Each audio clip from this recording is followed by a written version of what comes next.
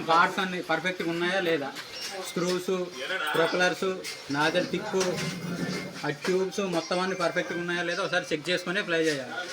లేకుంటే on ఫ్లైలో cross అవుతుంది. Check చేయడం నార్మల్ మామూలుగా క్రాక్ ఉన్నాయా, ఏమైనా క్రాస్ ఉంటే మనం ఓన్లీ చెక్ చేసుకోవడం. ప్రీ ఫ్లైట్ అంటే పైకి ఎగరేసి చెక్ చేయడము. అది ఆన్ ఫ్లైట్. ఆన్ ఫ్లైట్ అనేది మనం డిస్ప్లే మీద చెక్ చేసుకోవాలి. కరెక్ట్గా ఎగురుతుందా, ప్రొపెలర్ కానీ మోటార్ కాదండి, కొంచెం అటు ఇటు పెడితే కొంచెం అడ్జస్ట్ అయిపోద్ది. అది చెక్ చేసుకోవాలి. ఉంటుంది పెడతాము, కాకుంటే కొంచెం షేక్ వస్తుంది. అదే టేక్ ఆఫ్ అయ్యేటప్పుడు ఇలా కదిలిద్దాం. ఈ ఎల్లకి లూజ్ అయినా కానీ రెండు కలుసుకుంటాయి కదా.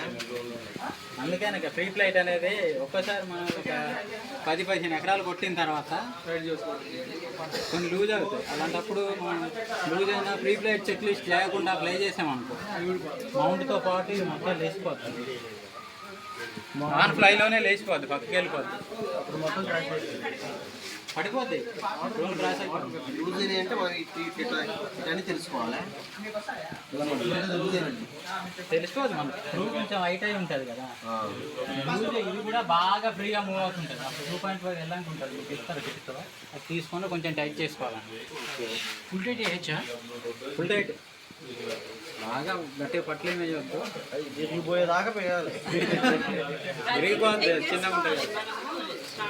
టైట్ సరిపోద్ది అన్నంత వరకు టైట్ చేసుకోవాలి. పట్టుకునేటప్పుడు కూడా ఇది పట్టుకొని ట్రై చేస్తే ఎంత 2.3 2.5 మీ సేమ్ ఇదే అన్న, డ్రోన్ ఇదే, ఆర్సీ ఇదే సేమ్ ఇదే. కెమెరా ఒకటో యాడ్ తీసారు అంతే.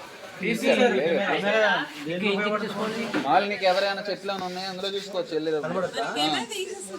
పర్లేదా, వెళ్ళొచ్చా?